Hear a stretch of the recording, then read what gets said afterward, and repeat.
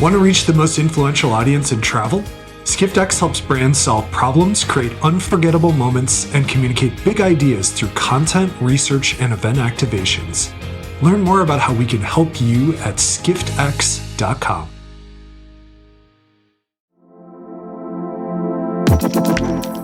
Collier, great to see you. Thank you for joining us today. We're here at Event Tech Live in London, November the 20th. You've just come off stage and done a session about AI and tech trends, etc. So thank you for taking the time to be with us today.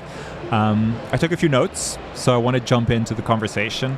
One thing you mentioned was this idea of the attention span of a goldfish being 7 seconds. But the attention span of a TikTok user now being, I think you said 0.4 seconds. That is interesting. Obviously, I think when we're talking about live events, we're not talking about scrolling on TikTok, but that's the kind of experience that maybe we're expecting for a really streamlined, really fantastic event. How in your mind does that impact the design of your events? I believe it is going to impact the design of events very much, because no one is going to sit in a session that is an hour and a half long in a plenary session just watching someone speaking up on stage. So it's all about impactful shorts, bits and pieces that keep your attention, and therefore I do like these 20-minute formats here very much. Okay. Now, I think, TED was the pioneer with the 18-minute sessions, I think quite a few years now, maybe 15 years ago. So I definitely see a trend to shorter sessions, and I've been through way too many dark room keynotes where you spend way too long in there. However, I do sense some pushback from people that's saying, well, that's great, but I also would like to see some depth to the presentations, right? And maybe there is an argument that says events are really top of funnel, that sort of introduction to topics rather than going deep. But some people do want that deep kind of going into topics, masterclasses, whatever you want to call them. How do you see balancing of that? Is it about expectations or is there more to it?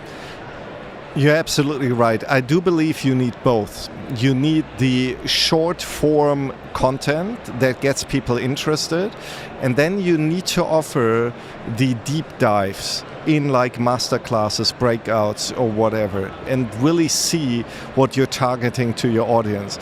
But it all comes together to ask your attendees before you put together an event to really generate an attendee-centric event concept instead of just putting stuff together. Makes sense. So what you're talking about there is really personalization, right? It's about creating or offering the content that people are really looking for, I think. Do you see AI as key in really being able to develop that personalization, being able to offer what people are looking for? I believe so. AI can help in the process and is going to be a tool that will be incorporated in all our workflows. But I believe that curation is even more important, like what you are doing with your podcasts and offering what the classical media did in the past, but helping me navigate an event. Because there is a downside of too much personalization that I may be feeling overwhelmed looking at hundreds of sessions in different buildings on different stages. And now I do need support helping to put the optimal program for me together in a fraction of time, because the idea that most attendees have hours to spend in researching and going through programs before attending an event, a lot of times they look in it in the last hour before hitting the registration desk. For sure. But are you then saying that the part of the personalization process may not be AI driven? Is the human curation is still an important factor? We do see a rising demand also for our clients, where people like to be led by a human over trade shows, over festivals, giving them the recap in like one day experience instead of doing it all by themselves. And not just by an AI-created agent that puts together a list of presentations I should watch.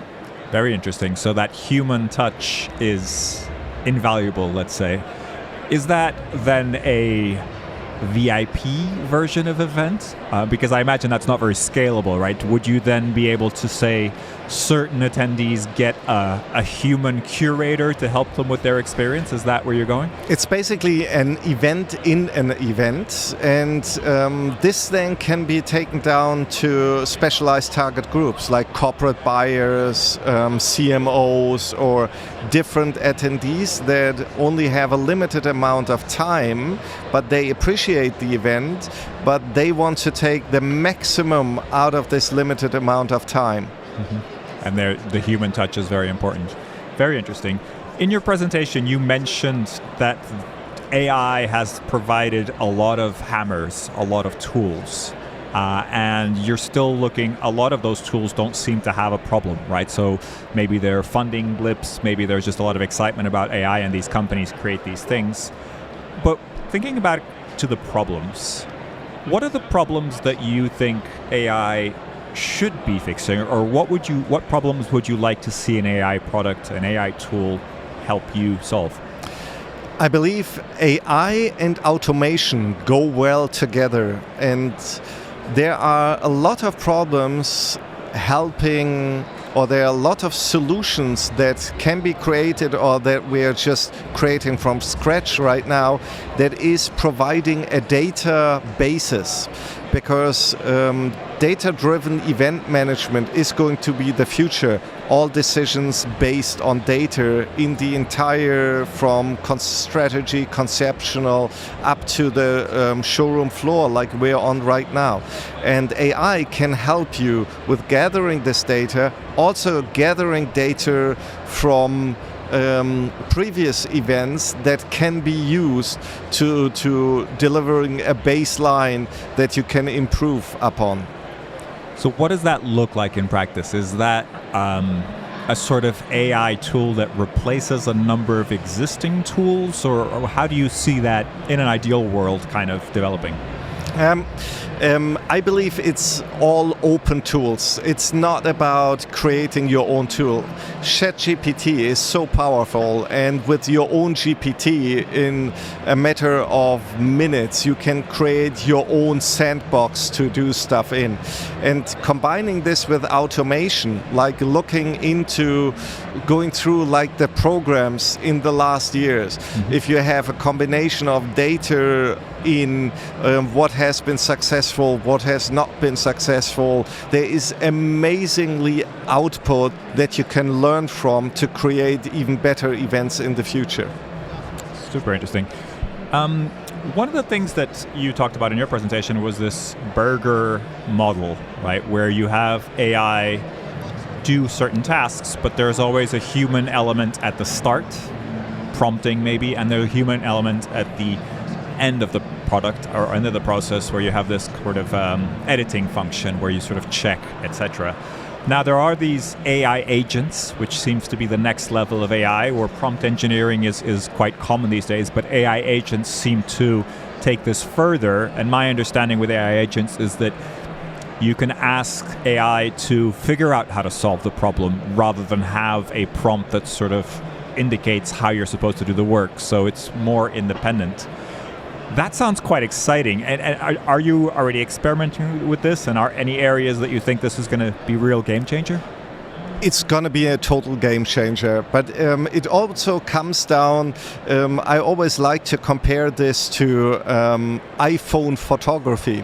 I can take a picture, everyone can take a picture with their smartphone. It just may not be the best picture that you can possibly take. Then the technology itself can help you with lighting, with all kinds of technical stuff. But composition and creating the picture that really counts, you do need human input. And this is exactly what this burger model is about, that you know how to prompt. Even if you have an assistant helping you create this super prompt, you're still the one giving the input, and if that is not the best you can do, the output is not going to be the best that can get out of there. Excellent. So does that in some way level the playing field? Because I know that VOK DAMS is investing a lot in AI, and doing a lot of research. You have a team dedicated to this. But if these agents are able to, kind of do half of that work for you, is it then harder to differentiate, or do you feel like the human input will still make all the difference? I believe the human input is going to be making all the difference. And we do see what AI's magic right now is super helpful. Mm-hmm. But if you just take AI-delivered products out of it right now, we're coming to what we call the age of average. So it's very, very metacore. And to move this to the next level, you need people. Mm-hmm. I believe AI agents, because all the tool developers see this issue and they try to make it super easy. But as you can tell from your smartphone, it took them now 10 years to develop this super AI-supported camera app, and still the pictures a professional photographer is going to take with your iPhone, they're going to be looking way better than the ones I take.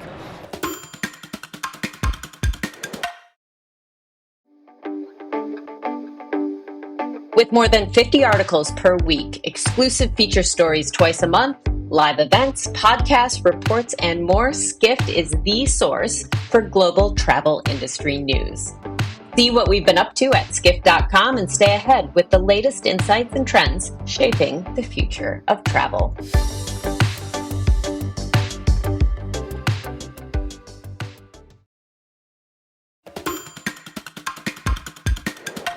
Now, one of the things that I've spoken to numerous event agencies about is, some sort of fear that AI replaces at least some services or some actions that agencies take. I find these largely unfounded, a little bit like, it's technology, you figure it out. But there is an element of, for example, venue selecting, right? Venue sourcing. If AI can do that for events, what parts of, agency work do you think are in danger, or are none of them in danger? I don't think any of them are in danger, but agency work is going to shift. AI can extremely help you to do redundant, stressful, and extremely boring jobs, and therefore get the fun into events. Again, like an example, we're doing for a client between 800 and 1,200 events a year for the last 10 years. Now we want to analyze how many of the speakers have been male and female, and how's the development over time. So you can now put a team of people and have them go through 10,000 program guides of the last year's events, or you just combine AI and automation and just get the information out of there. Of course, this is not going to be, maybe in the old days you could have sold this as an agency fee, but today I'd be losing people. Who is going to have fun going through thousands of papers and making notes and collecting this stuff? That is not a fun job while people choose to be in events. Makes sense. I guess it still assumes that you have the programs from all those events in one file, right? Because if you ask AI to go and find all these things, that's probably not publicly available. It actually works into, of course, we are extremely lucky because we have a good setup in our server setup where to find them. But you're absolutely right. They are not in one place. And this is where automation helps you. With AI can look into the stuff, and then automation gets you this one zip file with all the programs. And to do this for a person sitting on your Apple Finder or Microsoft, I'm not even sure what's called on Microsoft, the file thing where you click and on File Explorer on folders, this is a nightmare until you have all the stuff together by yourself. Yeah, interesting. Okay, so changing topics a little bit, you recently partnered with Cvent, and in your presentation you also mentioned some of the Cvent AI. I had Reggie Agarwal on our stage at the Skift Meetings Forum, and I asked him about the Cvent AI capabilities, and he admitted that Cvent's not really where they want to be when it comes to Cvent, when it comes to AI, but they're obviously working on it. They just released, I think, 20 different applications. I was at Cvent Connect, as were you, and saw some pretty interesting advances. Tell me a little bit about your reasoning, why this partnership with Cvent. Maybe it's got nothing to do with AI, so maybe I'm connecting the dots in a different way, but why a partnership with Cvent, and where do you see the real kind of potential of this partnership? I'm extremely impressed by Cvent. Cvent is by far the largest player in our industry, and they have created a turnkey solution for large multinational companies to really map their entire event workflow, from venue sourcing to ideation to everything. And they created a concept of integrating this into their SAP business intelligence and up into the marketing cloud. And they are by far the standard in this field. So for us, more and more of our clients are using Cvent, and they have an issue. They need support in implementing it into their parts, and they basically need manpower support that knows how to operate on a Cvent system. Mm-hmm. So we believe that Cvent already is like the SAP solution for multinationals when it comes to events, and this is why we have now a very extensive team supporting our clients with running their standardized Cvent projects. And are you also helping Cvent to develop their products? Because I imagine now you have people that are quite deep into the Cvent product, and you can see the good and the bad. Are you also able to give feedback and kind of be part of the product roadmap? Cvent is a very agile company, and you've met everyone here at Cvent Connect. It's an amazing company, and this is actually what we're doing. At the moment, though, a lot of people, a lot of companies do have a capacity issue. Mm-hmm. They, in times where budgets are being cut, headcounts are being cut in some international companies, they need an agency to come in to support their standardized events based and run on Cvent, and this is what we are here for doing. Super interesting. I've also noticed you've been traveling a lot to China. VOK DAMS has a big team in China as well. Would love to just get your perspective on what's happening in China, because it seems to be a little bit different from the rest of the world. I know you're working on a lot of things there, particularly in this kind of AI side of things, because I'm sure there's China-only tools that we haven't seen yet. Have you seen anything interesting, exciting that your team is really experimenting with? Some of the tools, I know they're controversial, but we do get here from Kling, the video creation software, up to everything from TikTok to CapCut.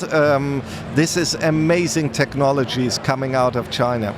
We've been celebrating 20 years in China now, and we have 3 offices in Beijing, Hong Kong, and Shanghai, and everything on the digitalization phase down to very simple workflows is amazing, and we can learn so much from China. As an example, payment. There's like no one literally paying with cash anymore. It's just everything on WeChat or Alipay, and it's amazingly reliable, fast, and secure system. Amazing. So let's go a little bit further now. Not necessarily China, but what are you kind of really excited about? Obviously, AI is a big topic and things that you're very excited. But when you look at an event like this, we're at Event Tech Live, so a relatively small scale trade show with booths, etc. How do you see that changing, right? Because we like to talk about all these things, personalization, etc. But how do you see this experience of being at an event changing? Let's say in 5 years, because AI is moving so fast, we probably can't think further than that. I believe there will be a switch into what we call mindful events, While on the one hand, we have the trend into becoming more and more digitized, the personal connection, like the talk we are having right now, and with the added benefit of recording it, but this is what events are about. So I come to an event to meet people. I learn something through people that I'm meeting. Presentations I can honestly watch easier on YouTube and in the comfort of my office take easier notes on these parts, but it's about the conversations we are having. And generating this, coming back to mindfulness, that people are enjoying the event in the moment and taking the most out of this interaction with other people. This is the gold standard for events in the future. And I believe all the technologies that we do see here and are up and coming, we do really need to see they are driving this experience, because if not, they're not going to be around any much longer.